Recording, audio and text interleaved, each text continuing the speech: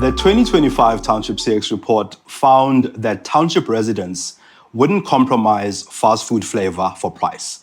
So even when times are tight, people wouldn't buy cheaper fast food that doesn't taste really good. This is one of the key things that we found in the Township CX report in 2025. Welcome to the Township Marketing Podcast. My name is Mongezi Mtati, and I'm your host. Township communities are consistently resourceful, creating offerings and products where little to no alternatives exist for them. In the Township Marketing Podcast, we talk to the minds that make the township economy tick and the brands that consistently contribute to these communities. Can we even call it the township economy? What influences customer behavior in these fast-changing, ever-vibrant communities, and how do brands adjust? We explore these and many other topics. Welcome to the Township Marketing Podcast, or TMP, brought to you by Africa's largest B Corp certified marketing agency, Roger Wilco. I'm your host, Mongezi Mtati. Please share this podcast and subscribe wherever you get your podcasts.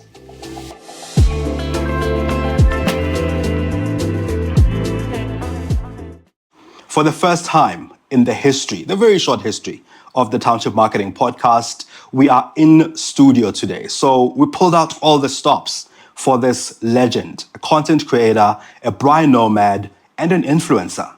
His name is Dali Monageng, commonly known as Dali Danger. And as he usually starts his videos, but Dali, you didn't bring us any of your great chow this morning. Esh, my brother. Time. Time is not in my hands anymore. Yeah. Next time.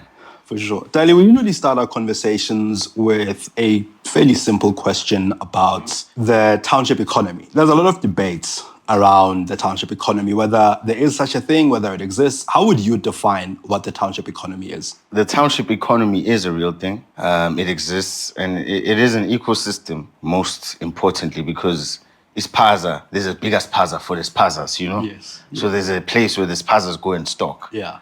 So it's all an ecosystem. Uti, if you own a Kota shop, you'll buy your veggies from certain people within the community. Yeah. You'll buy bread, maybe at the local bakery or at Pick and Pay. So there is an economy. Mm-hmm. Yeah. Dali, you are known as a braai nomad, which is a great way, first of all, to identify. Yeah. How has that contributed to how you tell stories, to how you create stories, and of course the fact that you are nomadic in your approach to content creation in the sense that you travel quite a lot? Okay, so I think a lot of people within the food space, they don't take the approach that I take, So I see, when people see a braai stand, they see a tool of braaiing meat. Yeah. I see it as a stove. I see it as an oven. I see it as a smoker. I can literally start a meal from scratch and finish it on the braai stand, Yeah. I've even got pots from my braai stand so that I can fry, I can even make pap. I've once made a complete kota. Yeah. From scratch to finish on a braai stand, So I think I approach my content like that I don't need a stove. I can do everything on the braai stand. Yeah. Since we started the Township CX report, we've been doing this now for 5 years. And one of the things that keeps coming up that we keep seeing over the past 5 years is that you mentioned spazas, is that people who own spazas and food outlets, food spots, food joints are becoming younger and younger, right? Without showing my age, when I was younger, the people who owned spaza shops were older people, much older than people in their 30s, even sometimes mid to late 20s, starting spaza shops and food outlets. And because they're becoming younger, we are also seeing that they are also branding themselves, right? So in the past, you'd know that most spazas will have a mural by a big brand outside. Yeah, so yes. a lot of these places are branding themselves. They are pushing back against big brands kind of branding them. And this contributes a lot to the experience. So given that all these changes are happening, how have you seen that change the experience in the food and the experience that people actually offer in townships as a result? So in terms of food and younger people owning spazas, Yeah. I think it's a good thing, and I've seen customers go because of the story behind the store, right? I mean, I did a video for a guy called Sasko, Yeah. and he's got a kitchen called Sasko's Kitchen, right? Yeah. And he could have been any other kota spot selling a makota. Yeah. But now, because of the story behind his kota, he made a kota into a rap. Yes. You know, so I've never seen that.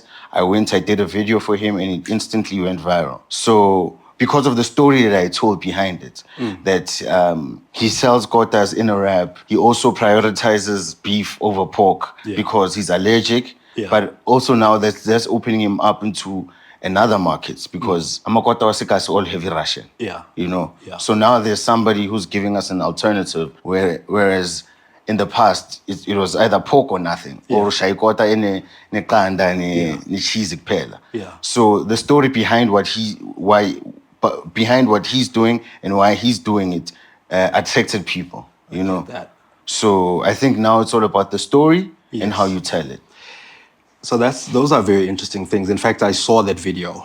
It's I food know truck. the food truck. Yes, exactly. that's the name, yes. And I saw the place, and it's interesting that you're mentioning stories and that Sasko has a name that also there's a brand that is called the same thing.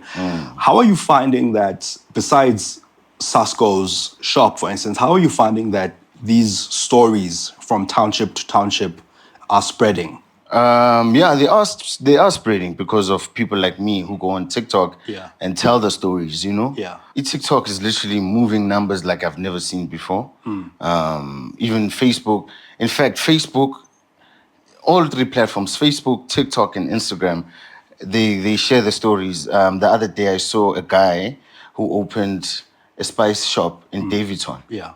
And he's telling his story through a TikTok. And I've seen his videos twice now. Yeah. And every time I see his videos, I'm like, I need to go to this guy this place, and go and support him and also do a video for him, you know? Yes. So the stories do spread and they catch people like me's attention all the time. Yeah. Yeah. Now, when you create your content, of course, I mean, you mentioned that one of the spaces or places, that Davidson Spice Shop, for instance, you saw on social media, which to you is a platform that is more, I suppose, generous with spreading the story, more generous in helping you build your community. I mean, I'm referring to things like algorithms, for instance, like I first discovered your content on TikTok. I'm seeing it's appearing more and more on my Facebook feed now than it is on TikTok. Which platform for you pushes the numbers? I think if you got the right video, every platform will boom. You know, it's not about which one. They all use a similar algorithm, and it all happens in the first few hours. Yes. So if people engage a lot with your content in the first few hours, it's bound to go viral. You know, but there's special videos, like I said. Yeah. Videos that will just go viral from the get-go. I was in a focus group the other day, and I was telling them that Facebook might just be the biggest. It's not the one that pushes it the most, but it is the biggest because it has the everyday person. You know, everyone that you know has a Facebook page, whether it's active or inactive, but everyone has a Facebook page. And I think there is one of these service providers that provide a free Facebook. Yeah, I think there is a network that does that. Can't remember which one. Yeah. Yes, I do. So Facebook is the biggest because even with my numbers in terms of followers, Facebook is my biggest following. So 100% Facebook. But in terms of algorithms and videos moving, they all move the same. So part of the argument is that TikTok has a younger audience than, say, a Facebook, right? And I mean, I don't know in terms of your content, you're saying both platforms kind of work. I'm not sure in terms of the audience that follows you on either platform, which one is an audience that is more likely to act on a thing. So let's use Sasko's story, for instance. If you share Sasko's video, where are most where would most people come from to go to a Sasco? Would they be coming largely from Facebook or, say, a TikTok? Or I it think doesn't matter? it's equal. Yeah. Because I saw comments on TikTok saying that I went there, and I saw comments on Facebook saying that I went there. I saw similar comments on Instagram. So I can't tell. Yeah. Another really interesting thing that I'm noticing about your content, of course, is this probably now, it's not equal amounts now, but in the beginning, when I first saw your content, you were traveling quite a lot, going to a lot of these places. Now, of course, I'm seeing you being at home a lot more, creating some of your own recipes and creating some of your friends' recipes as well. And of course, when that happens, brands start paying attention and they kind of want to collaborate. What are brands getting right, firstly, in collaborating with a content creator like yourself, and what are they getting wrong? I think so far, the brands have been getting it right. As in, the right brands have been coming to me, approaching me. Spice brands, the food brands. They've been working. We've been working beautifully. They understand my style. Yeah. They don't try and change it. Sure. You know, because sometimes you find a client who'll say, okay, we don't want to be price centered. Yeah. You know, but I think everyone who's come to me so far has been getting it right, where they understand my style. They don't want to change it, and they work with me perfectly. And then in terms of getting it wrong, on a personal level, I don't think they've got it wrong yet. Yeah. And that's because I also choose who I Sure. work with. So if I don't believe in a brand, I don't do anything for money. Yeah. You know, not all money is good money. So Yeah, yeah. if I don't believe in a brand, I let it go. I've been seeing that you mentioned spice brands. I've been seeing that, of course, you collaborate with spice brands. Yeah. You also, I've been seeing a collaboration that you're doing with Venduk as well in recent times. How does this content that you create, because you create, like I said, you know, you create your own content, but you also go out there to curate content and stories. On the stories that you curate, in the finds that you have, like the Davidson Spice brand and the Sasco's shop, for instance, what are brands doing right there? I mean, one of the things, for instance, that I know you're doing tomorrow is going to the Kota Festival, right? So there are some brands that collaborate with these spaces, but there are some brands that don't get it right in culture. They want to come in and impose their culture. In the street food and township food scene, are brands getting it right? And how can they get it right better? I think so far they are getting it right. I mean, tomorrow I'm going to the Kota Festival, and I'm going there with Eno. Yeah. You know, and I think it aligns perfectly because these days kotas are not just basic kotas. They are full of spices, they are full of sauces. So having Eno there to remedy the heartburn from the food is where the brands get it perfectly, you know? Yeah. I think Albani is also a sponsor for the Kota Fest, Right. which is also a perfect collaboration, you know. And then in terms of them going into the townships, I remember I once saw Jägermeister doing something with the Kota spot called Too Sly. Yeah. They are in Soweto, they're also in Sandton, Yeah. you know. And those guys literally took Jägermeister and they created sauces with it.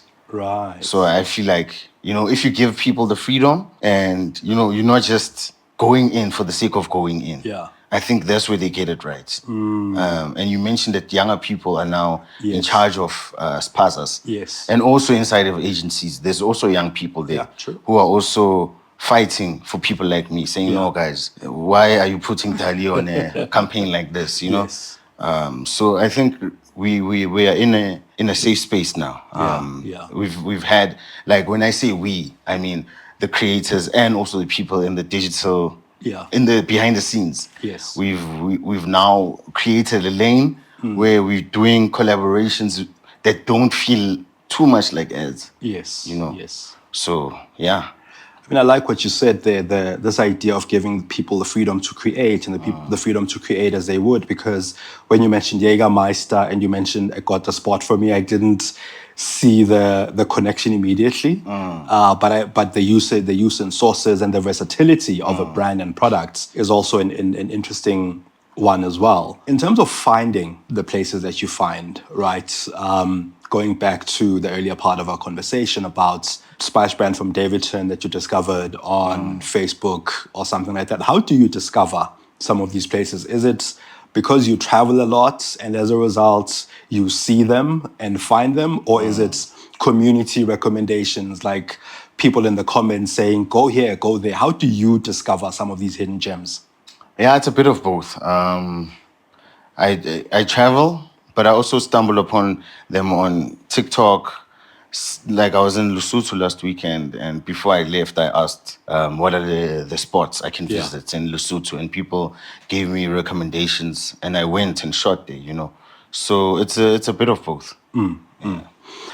Yeah, because again, when you live in a township quite a lot, or in a particular township, what you tend to find is that if you visit another township, so if you are from Fosterus and you visit someone in Umlazi or Tembisa or Khayelitsha, it's very hard to find the same kind of taste that you like in your township, in a different township.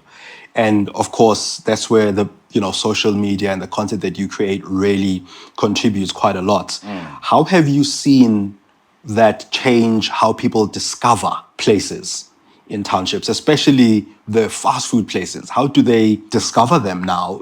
How much has social media contributed to that brand discovery, or at least that discovery of hidden gems? So I've been doing this thing for 10 years, Yeah. 10 plus years. Started with a show called Quarter Past Nine. Right. And when we did Quarter Past Nine, immediately we realized that the reason why we did it is because we were looking for the best quarter in the world. That's it, yeah. But in the process of that, it was me and Oki Wasabi. So in the process of that, I realized that, what, we caught it at the right time because quarters were changing in that moment in time. People were starting to introduce rib patties. People were starting to experiment a lot with quarters, and videos were slow, but we did it on YouTube. Yeah. So there was a whole YouTube show, Yeah. a YouTube series. But the pictures of quarter sports were starting to trend. So you'd go on Twitter and someone would post Ikotaga Mamwini from Etembis, which Sure. is one of the best quarters that I've ever had in my life. Okay, still. Okay. Still. That trend started 10 years ago. It's just that now, we move from pictures to videos, to short content, to 30-second clips, 1-minute clips. So people are capitalizing on that. People are now, if you go on like Burger Yard, you Yeah. have now in Forstlow, there's a spot called Burger Yard. They do skits. Yeah. Every week there's a new skit that I see from them where I'm like, okay, no, I get it. Yes. You guys are just trying to move product, and it's working because in every skit there's a burger that appears there. People are now more. What is this? Yeah, people are starting to realize that content moves. Yeah. So with this, I suppose the discovery of a place like the Mamwini shop in Tembisa, for example, is Township Food feeling a lot more connected now? Because one of the things, again, that we are finding from the recent Township CX report is the thing that I mentioned about if you visit another township that you don't know, you're not likely to try the food unless you've seen it on a TikTok or Facebook or social media somewhere, right? So then you might be likely to try it because you've seen it somewhere. What still tends to happen is that if you are not, when we ask people, if you're in a place that you're not familiar with, if you're in a different township, are you likely to buy or are you likely to shop from a franchise group, or are you likely to try Township Food? And more people are saying they'll probably buy from a shop they know, like a franchise store that they know.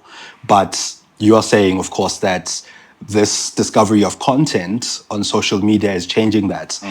Are people feeling more connected to sort of the township food scene? Like, because I've heard of Mamwini's shop, now I want to go to Tembisa, or when I'm in Tembisa, I'll kind of seek it out.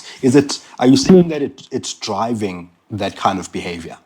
Yes, 100%. I mean, when I go to a new spot, one of the first things, if I don't already have recommendations, one of the first things I'll do is that I'll go on TikTok and, like you were saying, Umlazi. I'll search Umlazi kota or umlazi shisanyama or whatever. Yeah. Just to see what are the local people eating. And where would you search? Because again, that's another thing that's changing. TikTok, not TikTok. Like you wouldn't go to Google No, and all these TikTok. places. Yeah. TikTok, and then I see the most recent videos, and yeah, I don't like going by popularity. Yeah. So if it looks good, I'll give it a try. And I think that's one of the things that I suppose brands battle with. I mean, even the brands that you partner with, they kind of struggle to find some of these gems and how to partner and collaborate with some of these places. So should a brand manager or a marketer out there be watching this and wondering how I collaborate with someone in the township, someone that they don't know half the time? Because a lot of the time, you as Dali are the connection to a Sasko, but they wouldn't know about Sasko, right? Because he doesn't post the content, he doesn't do this. How do brands firstly discover some of these people, find them, to collaborate with them, and how do they collaborate with them if, for instance, a Mongezi in Katlehong runs a quarter spot, but I've never been featured on a TikTok? How do they find me? How do they find that place, that gem to partner with? I think in everything there's always, the tastemakers, Yes. for lack of a better word. So they need to find people like me. I recommend people to spots all the time. Sure. Like yesterday, one of my friends called me like, yo, bro, I'm in Foster, I'm looking for good kota. Where can I go? And I've never had the kota before, Yeah. but I know that's the kota right now.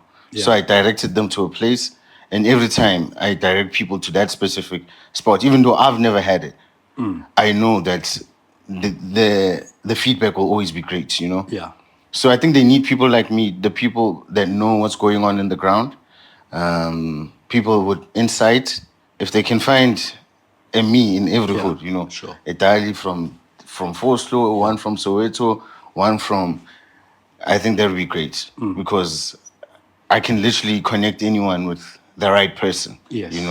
Like I wouldn't take Albani to Sasko's kitchen because sure. it's Sasko's kitchen. So Yeah, we need to connect them with the Sasko or something like that. I don't know. Yeah. And I think that's interesting because you mentioned Sasko does wraps. He doesn't do like bread, right? So again, that's another sort of space. But I mean, I know a lot of these brands have different types of offerings, even though they are known for the one, which is like the brand, the bread or whatever the case is, right? So sometimes though, Dali, we see these things and it feels very forced. Like it feels forced. Like you can tell that this brand has come in with this campaign and almost forced issues here. It doesn't feel like it's part of the culture. Of course, you mentioned earlier that people should be given the freedom to create as they usually create. What else helps a brand not force this so that it feels authentic? I think they must stop prioritizing numbers. Don't go to Dali because he has 200K followers. Yeah. And then now try and sell a vegan patty. It won't work because everyone knows Dali for meat. Yes. So you need to sell to people that are already in that lane. Go for the niche. I think that's one thing that people should understand. If I already have a niche, that means I have a niche of people that are loyal, people that will buy into what I say. And if it feels forced, people won't buy into it. Brands are chasing numbers. You mentioned, I mean, this is exactly what you're saying, and we're seeing this time and time again where they do chase the numbers. And somewhere in a township is a small content creator who doesn't have the numbers that a brand kind of doesn't really see. So here's what we are seeing, right? So we're seeing that the data is kind of telling us that influencers in townships are on the rise. They're becoming they are trusted, they are growing. All of these things are kind of happening. But they're hard to find because one, they don't have the numbers. And if they don't have the numbers, brands don't pay attention. And secondly, they tend to be very niche. So you mentioned Kota past 9, for instance, right? Like you'd be focusing on Kotas, for instance, as a space that you kind of play a lot in. So as a result of this, these content creators go ignored, right? And so as someone who works with some of these brands, as someone who has the numbers, if I'm a brand and you're saying I shouldn't focus on the numbers, then my question would be, why? Why, when I'm trying to sell to as many people as possible, why shouldn't I focus on the numbers? So what advice would you give to that particular brand that's chasing the numbers? I think it's the return on investment is what's important in the long run. So if you go to the person who has the numbers, but people are not engaging, people are not buying because it feels inauthentic, there's a disconnect. I feel like the return on investment is not there. Yeah.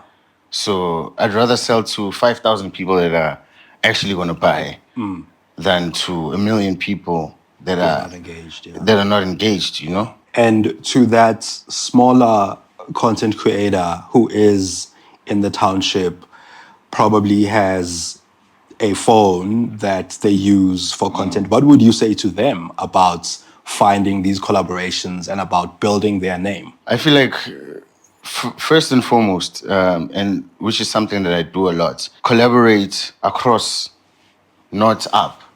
So don't chase a Dali. Find the next guy who's in the same lane as you. Collaborate with him, and that's how you'll grow your audience authentically. Because once we collaborate, we are now sharing audiences, and once we share audiences, we start growing. But if we chase the big guys, it's not going to work like that. You know, I don't think it's going to work out. Yeah, and I think that's an important thing. The collaboration across is also a very important thing. That said, though, collaborating across, sometimes it means that if I collaborate across with somebody else, I'm also not getting the audience, right? Like they also don't have an audience. So collaborating with a Dali is more valuable for me, but it's not valuable for Dali. How do I make it valuable for you as a smaller content creator? That's a tricky one. That is a tricky one. I don't know. Yeah. Maybe just have a dope story, because Yeah. if you think about it, I do collaborate with the smaller creators. Sure. Because these plots that I go to, like the Spice guy, in essence, he is a content creator now because he's creating content for his Spice.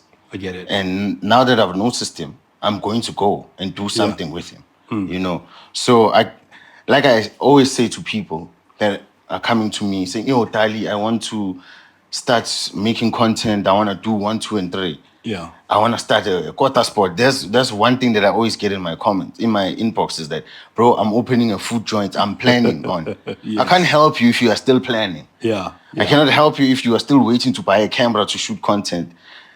Come to me once you've tried it and you failed, and then you say, "Dog, I failed because of 1, 2, and 3. Yeah. How can we fix this?" Sure. So I can't help you if you're not helping yourself, you know. Also, me, I had to bet on myself and start without any help. And then people saw the vision. And then I started doing collaborations. Brands came. So I feel like start with whatever you have. Yeah, start with what you have. I think that's something that I also always refer back to. There are a number of things, quite a number of things that you mentioned there that I want us to unpack a bit more. One of these things is be discoverable. I think that's kind of what I'm finding. Discoverability is an important thing. If you are creating content, your content will kind of bubble up somewhere and it will be discoverable. I get that. I also get the sense that you must start, you must create. That's what's important. What also comes up for me, Dali, is you were creating content, right? Until a brand came, until a breakthrough came. So 2 questions. Firstly, how did you start creating content, and how long did it take you until a breakthrough happened? Did you know at the time that it was a breakthrough? So I existed in a time where influencers didn't exist, right? Sure. I started shooting because I was helping my friend, Okay Wasabi, with these comedy skits. Sure. And then I started helping him on an iPad, not even an iPad, on a tablet. You know, we shot 15-second skits before Instagram had, the limit was 15 seconds. So we had to make a skit make sense in that 15 seconds. There was no editing. You'd shoot, you'd stop now. Next scene, shoot, stop. There was no editing. From there, I discovered that, okay, I'm really interested in shooting. Let me go to film school. Yeah. I went to film school. Both of us went to film school. From there, we shot 9:15, right? And then that's when things started sort of making sense, because now brands started coming through and wanting to work with us because of the content that we had. And Kota Fest came through. The Soweto Kota Fest, which was the first Kota Fest, came through. Yeah. But back then, there was a breakthrough for us, but I didn't realize it. Why didn't you realize it at the time? I don't know. Maybe it's because I was young. And for me, it was, Yeah. the next thing. I was chasing the next thing. After that, what's next? I'm glad you're saying you didn't realize that it was a breakthrough. At what point did you start, from the time that happened to the time when you realized that it was a breakthrough? What happened between these two times for you to realize that something has changed? The time that I felt a breakthrough is now. Yeah. Okay. Now, maybe last year. Yeah. 10 years in. 10 years in, yes. Right, 10 years in, I feel like now things have finally started aligning properly. This is, like last year was the year that I said, okay, this is my breakthrough. This is my thing. I've now discovered the braai stand. I've discovered smoking. Let me just run with this thing, and it made sense to me. Nothing else made more sense than that, because I do so many things. I make music, I do content. There's so many things that I do. But now, as soon as I found the cooking stuff, I realized that everything is now coming together. Yeah. Everything made sense. The music made sense. It's okay. I have a skill of making music. Yeah. Now let me put my music in my videos so that I don't share my revenue from Facebook, because Facebook pays for the videos. Yeah. So now I'm not sharing any revenue with anyone, because I'm playing my own music. Sure. So 100% of what I made from the AdSense comes to me. Yeah. The film school, I now know how to edit. On some days I shoot and edit back to back. Sure. And drop the video same time. And other content creators are like, dog, it takes me days to edit one video. I do it in 30 minutes and I'm done. Yeah. Yeah. So my breakthrough was when I discovered the cooking stuff. Yes. That's when everything started making sense. Made more money. I bought my car. I've got a car now. Yeah. I had a car, but I've got a van. Yeah. And I can afford to just travel. I went to Lesotho. I went to Botswana last year. Tomorrow I can wake up and say, okay, no, I'm driving down to Free State. I saw something there that I need to go taste. Yeah. So, that was my breakthrough. Where are you seeing most of your, most of the revenue that you make? Are you seeing it from platforms, in platform, like ad revenue or whatever the case is? Or are you getting it from brand collaborations? From the brands. Okay, brand collaborations. Yeah, from the brands. The money that I make from Facebook is just passive. Yeah. It's a passive income, because sometimes I don't meet the threshold. minimum, because they give you a minimum Yeah. that you can withdraw. So sometimes I don't meet that, and then it doubles in the next month. So most of my money definitely comes from brands. Okay. In the 2025 Township CX report, we found that 73% of respondents, and I started with this, say they wouldn't compromise flavor for price, right? They wouldn't buy fast food because it's cheaper, but it doesn't really taste that good, right? So how closely does this align with what you are seeing on the road as you find these fast food outlets in hoods? I think it's true, because you can immediately taste when things are low quality, think of that one quota spot from Ikasi that that they have the cheapest quotas, but their ration is chewy, or their ration is not the best, So 100%, man. We live in a world where now a quota can cost up to 60 rand, 90 rand. Yes. When I was growing up, you'd get a quota for 150 rand. Yeah. You can't find a quota like that anymore. And that's because people have been seeing that the better the quality of the products, the better tasting the kota, and there's some things that have to be low quality. Like your tamati sauce, you can't use the thick tomato sauce in a kota because it doesn't taste as nice. Yes, okay. So it's a So there are 50-50 these thing. things, yeah. It's knowing, rather it's not about it being cheap, but rather knowing which brands to go for. Yes. The thing that I've been seeing, right, is that a lot of the franchise sort of fast food brands, because they understand that people want to spend less, that money is tight, they tend to have cheaper products on offer in some of these markets. I mean, I won't name some of them, but they tend to have an affordable sort of price range for a certain market. But at that affordable price range, things don't taste as well as something else that you would find in a gassy food spot that is at that same price range. Firstly, should these brands be trying to get to that price point, or should they be selling what people trust them for and letting the township food scene do what it does and sell at the price point that it sells at? Like, where's the balance here? I think it's knowing where to shop, Yeah. knowing where to shop and also prioritizing quality over quantity. Sure. If your food is good and it tastes good, like the disappointment in going to a place, spending money, only to realize that the quality of meat is not the best. Yeah. It's very disappointing. So the chisanyamas that have stood the test of time are the ones that invested in their products. We've seen a lot of places come and go. You might have the cheapest, and you might have, but it's not the cheapest. Cheap is not sustainable in a long run. Sure.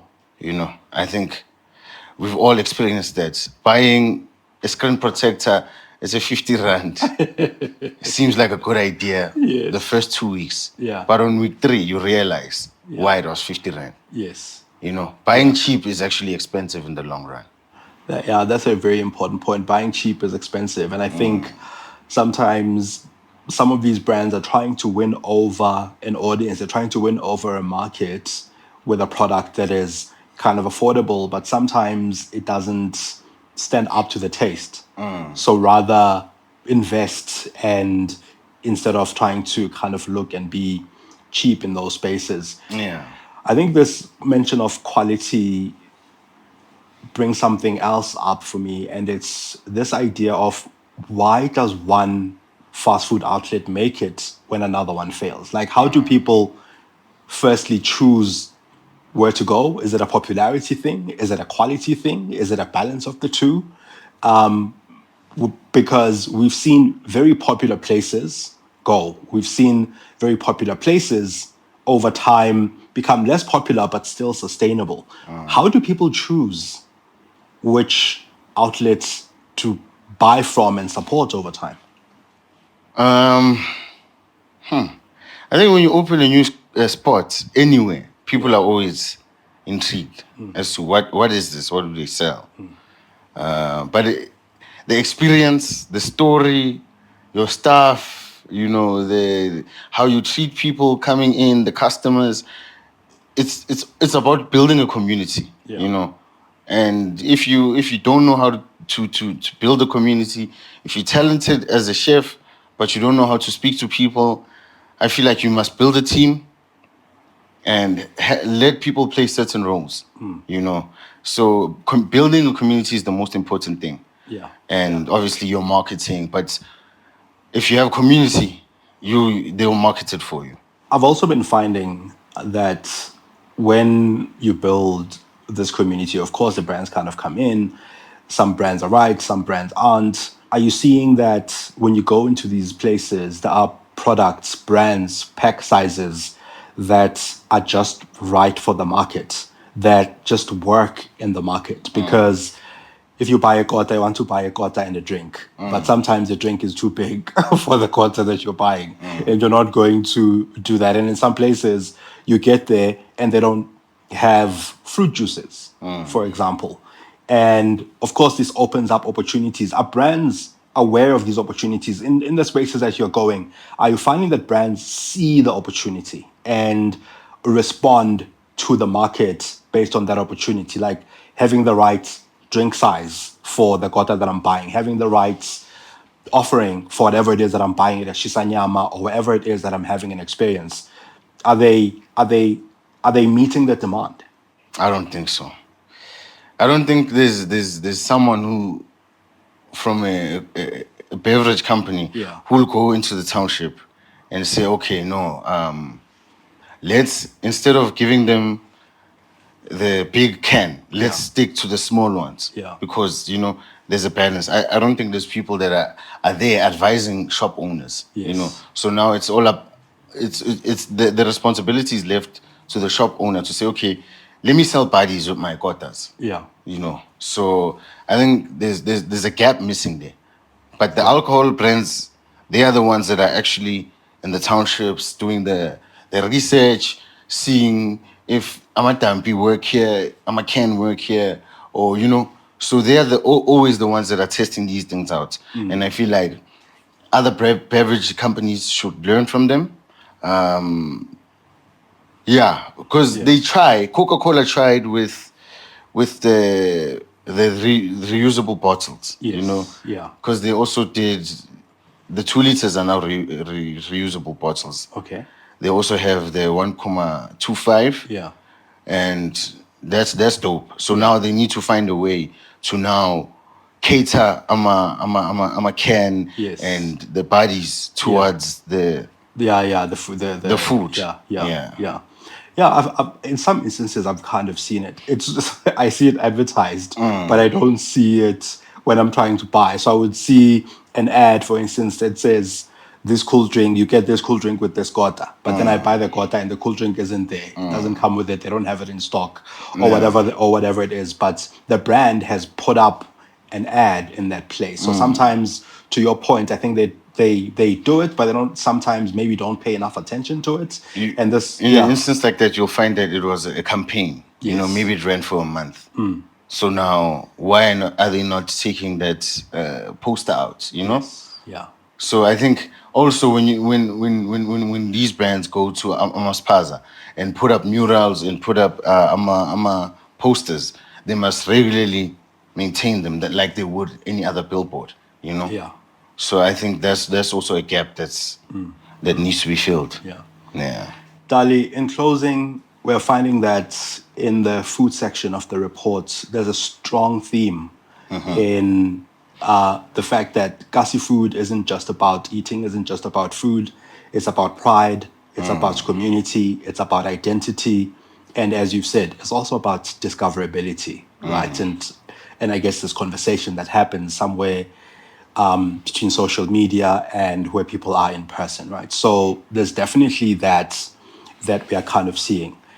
In closing, where do you feel township fast food and street food is going? What's the future? What does the future look like in your view?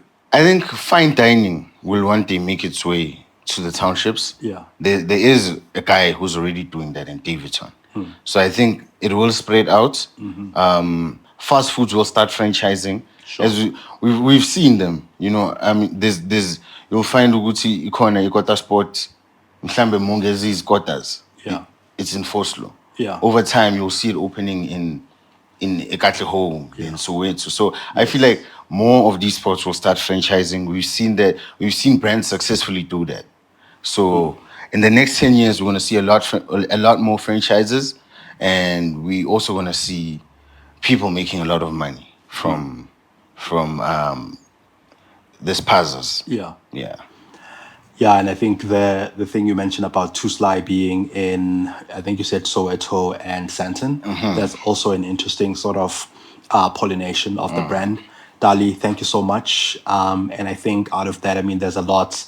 Discoverability for both the brand and content creator are really important pieces. Yeah. I think the part about letting creators have the freedom to create and get the freedom to create is really another important one.